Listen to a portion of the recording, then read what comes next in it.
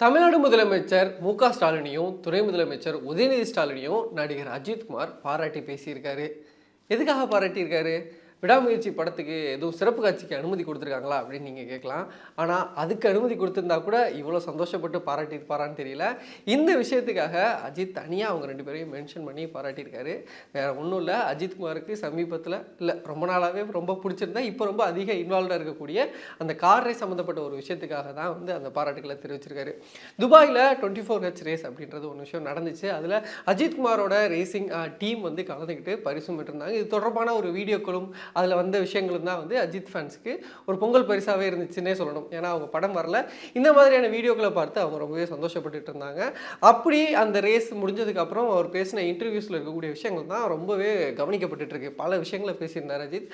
அதில் ஒரு விஷயமா வந்துட்டு தமிழ்நாட்டில் SDAT, அதாவது sports development authority of India, தமிழ்நாட்டில் SDAT, sport development authority of Tamil Nadu பல்வேறு விஷயங்களை வந்து பண்ணிகிட்டு இருக்காங்க. மோட்டார் ஸ்போர்ட்ஸுக்கு நிறைய இம்பார்ட்டன்ஸ் கொடுக்குறாங்க. ஈவன் இப்போ நடத்தின அந்த ஒரு கார் ரேஸ் நடத்தினாங்க, அதுவும் ஸ்ட்ரீட் கார் ரேஸ், அது நைட்டில் நடத்தினாங்க. அது ரொம்பவே ஒரு முக்கியமான ஒரு விஷயம். இது மாதிரியான விஷயங்கள் மோட்டார் ஸ்போர்ட்ஸை வந்து வளர்க்கறதுக்கான விஷயங்கள் நடந்துட்டு இருக்கு. தமிழ்நாடு முதலமைச்சர் மு.க. ஸ்டாலினுக்கும், உதயநிதி ஸ்டாலின், துணை முதலமைச்சர் உதயநிதி ஸ்டாலினுக்கும் என்னோட பாராட்டுகளை தெரிவிச்சுக்கிறேன் அப்படின்னு அஜித் அந்த பேட்டியில் பேசியிருந்தார். அது மட்டும் இல்லாமல் அவரோட ரேசிங் அந்த ட்ரெஸ்லையே வந்துட்டு SDAT லோகோவும் இருந்துச்சு. ஸோ இந்த விஷயங்கள் தான் இப்போ ரொம்பவே பலராலும் பேசப்படுது. வந்து அஜித் வந்து தமிழ்நாடு முதலமைச்சரையும் உதயநிதி ஸ்டாலின், துணை முதலமைச்சர் உதயநிதி ஸ்டாலினையும் பாராட்டி பேசியிருக்காரு அப்படின்னு பலருமே அதை குறிப்பிட்டு பகிர்ந்துட்டு இருக்காங்க. திமுக தரப்பினராக இருக்கட்டும் சரி, அஜித் ஃபேன்ஸாக இருக்கட்டும், அதை வந்து பல இடங்களில் ஷேர் பண்ணிட்டு இருக்காங்க. இப்போது அவர் இது ஒரு நார்மலான விஷயம், அதாவது அவருக்கு பிடிச்ச ஒரு விஷயத்தில் அரசு ஒன்று பண்ணுறாங்க, ஸோ அதை மென்ஷன் பண்ணி சொல்லியிருக்காரு அப்படின்னு கடந்து போகலாமா? இல்லை இதுக்குள்ள அரசியல் இருக்கா அப்படின்னா எல்லா விஷயத்துலையும் இங்கே ஒரு அரசியல் பார்க்க தான் படும். ஏன்னா இந்த மோட்டார் ஈவெண்ட்டுக்கு அஜித் போனப்பே வந்துட்டு உதயநிதி ஸ்டாலின் அவருக்கு வந்து ஒரு வாழ்த்து தெரிவிச்சிருந்தாரு. அப்போது தமிழ்நாடு பாஜகவை சேர்ந்த தமிழிசை சவுந்தரராஜன் என்ன சொன்னாங்கன்னா, விஜய் கட்சி ஆரம்பிச்சிட்டாரு, விஜய் வெறுப்பேற்றுறதுக்காக தான் உதயநிதி ஸ்டாலின் அஜித்துக்கு வாழ்த்து சொல்கிறாரு அப்படின்னு ஒரு விஷயத்தை கிளப்பினாங்க. ஸோ இந்த மாதிரி ஒரு வாழ்த்தாக இருக்கட்டும் சரி, ஒரு பாராட்டாக இருக்கட்டும் சரி, எதுவுமே வந்துட்டு அரசியலை விட்டு நீங்காது. அப்படி இருக்கும்போது அஜித்தோட இந்த பாராட்டு எதுக்கு வந்து லீட் பண்ண போகுது அப்படின்னு ஒரு பெரிய விஷயம் இருக்குது. ஏற்கனவே விஜய் வந்து கட்சி ஆரம்பிச்சிருக்காரு, தாவேகா வெர்சஸ் திமுக அப்படின்னு சோஷியல் மீடியாவில் பல விஷயங்கள் போயிட்டு இருக்கு.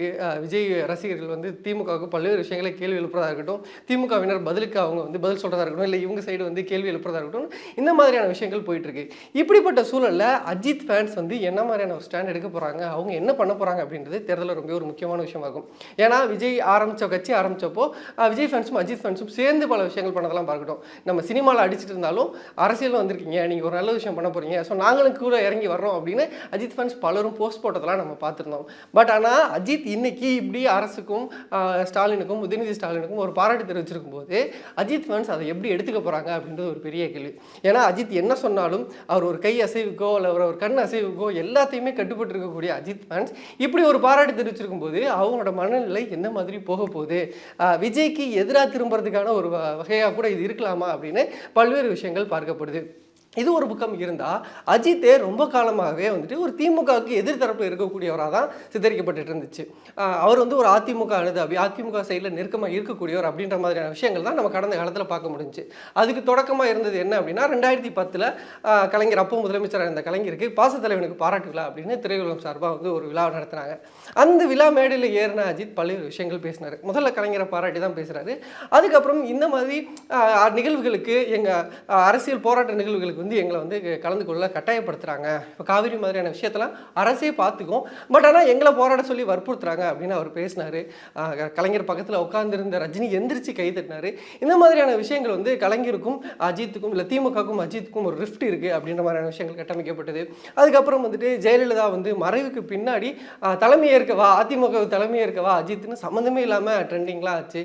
அதுக்கப்புறம் இப்போ அஜித்துக்கு உடம்பு சரியில்லாமல் அந்த ஒரு சின்ன ஆப்ரேஷன் மாதிரியான ஒரு விஷயங்கள் பண்ணப்போ அதிமுக தலைவர்கள் தொடர்ச்சியாக எல்லாருமே வந்துட்டு அஜித்துக்கு வந்து நல்லா நலம் பெற வேண்டுகிறோம் அப்படின்ற மாதிரியான வாழ்த்து செய்தி கொடுத்தது அப்படின்னு பல்வேறு விஷயங்கள் அதிமுகவுக்கும் அஜித்துக்கும் ஒரு தொடர்புடைய விஷயங்களாக இருந்துட்டு இருந்த சூழலில் அஜித்தோட இந்த நிலைப்பாடு, இந்த ஸ்டாண்ட் அப்படின்றது தமிழக அரசியல் வட்டாரத்தில் என்ன மாதிரியான விஷயத்தை ஏற்படுத்த போகுது அப்படின்னு பார்க்கணும். ஏன்னா ஒரு சின்ன டைலாக், ஒரு சின்ன வார்த்தைகள் கூட தமிழ்நாடோட அரசியலை மாற்றிருக்கு, தேர்தல் முடிவுகளை மாற்றிருக்கு அப்படின்ற போது அஜித் வந்து ஒரு முக்கியமான நடிகராக இருக்காரு.